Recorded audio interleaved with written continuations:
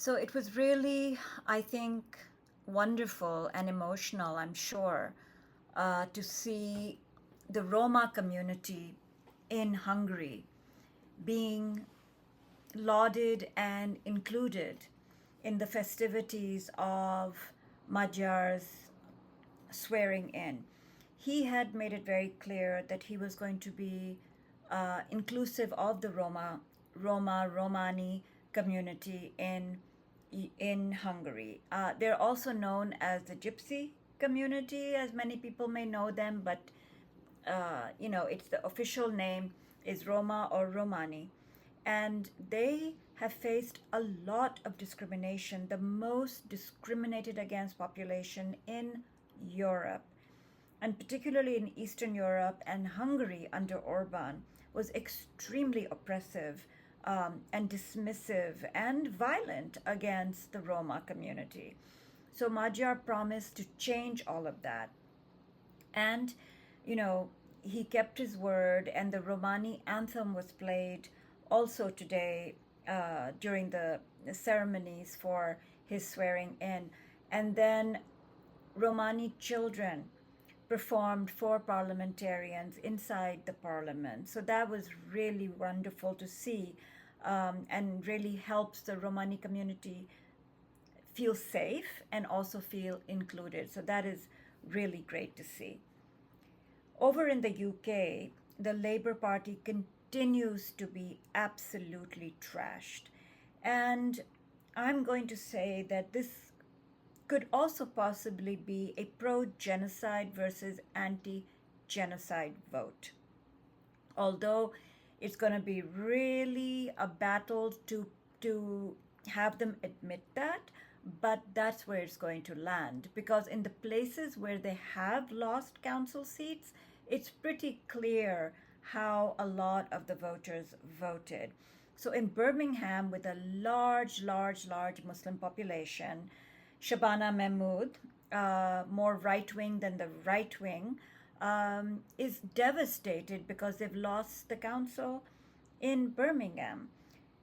David Lammy, who used to be the foreign secretary and is now deputy prime minister, again, his constituency has also been lost. So yes, they should be devastated, but what they should be devastated is that they basically went against public opinion. Shabana Mahmood's anti-immigration, anti-Palestinian protesters, she was more right-wing than right-wing on that.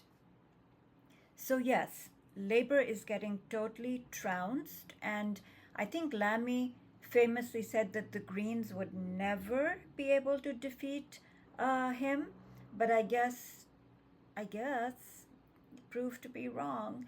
So here is Sky News describing to us clearly where the Greens in particular have won, and I think all the council votes have pretty much been counted. So let's listen to what the reporter for Sky News is telling us just a little while ago.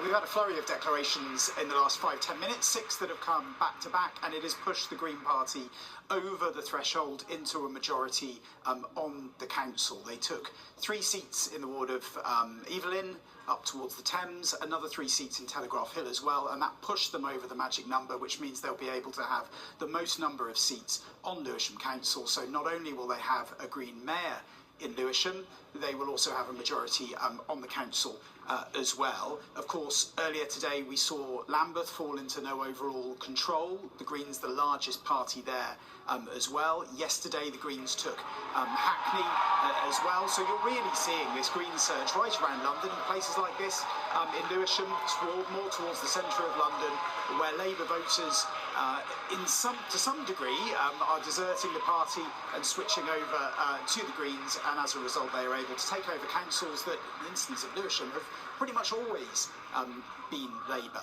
I think talking to some in the Labour Party here at this count today, understandably they're pretty gloomy. I think they're also a bit worried about the lack of experience maybe, or the experience that's going out of the door when lots of very long-serving councillors have basically been dislodged from their seats here. I think they also acknowledge that what has done it for them here is not necessarily their local track record, but it is national issues that are pushing voters around. In fact, in a couple of the speeches that have been made by winning Green councillors here, they've said that they believe that their predecessors in the Labour Party did a pretty good job, that actually it wasn't so much about them, it was about a shifting mood in the city, a shifting mood in the borough as well. But this result marks the final result. There's still a few more declarations to be made in other councils around the country, but in terms of what we know about each council, this was the last result that we were waiting for, and it has mirrored a trend of all of these local elections across England anyway.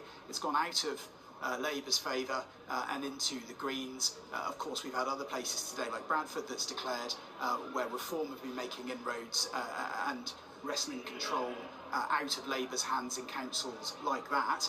But we've seen them losing to the left flank, to the Greens, to the right, to Reform as well. And that is why Keir Starmer is under quite so much pressure to try and set out what on earth he does next.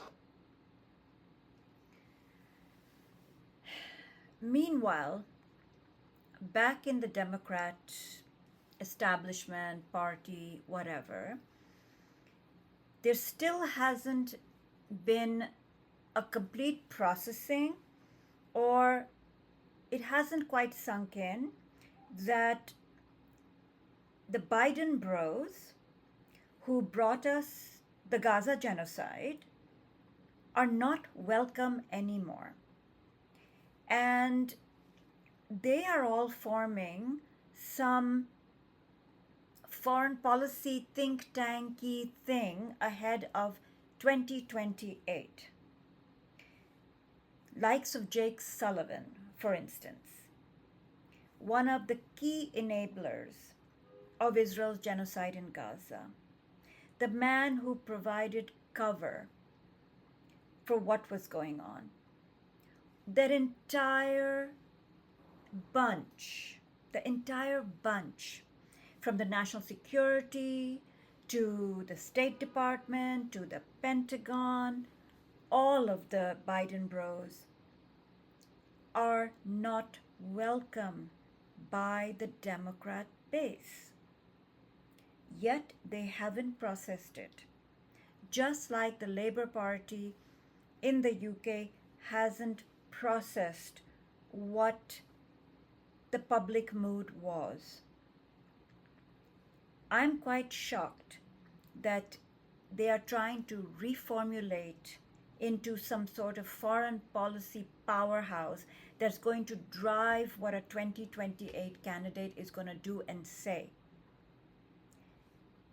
The only person who sounds like he has his head screwed on right is Ben Rhodes, who's very clearly telling these people that it's not going to work. Unless you come out and you apologize and repudiate your former positions, this is not going to fly. But there you have it. They are so privileged in their minds that they think they can send a wrecking ball through America, a wrecking ball through the world, and they will still come out on top, and they will still be relevant, and they'll still be paid for their advice. This is where we're at in the United States. We have one party right now currently decimating democracy, and we have another party establishment thinking that after having decimated themselves and millions of lives, that they're going to come back and they're going to reign supreme, and their voice is going to be the loudest. Well, I don't think the voters are going to agree with them.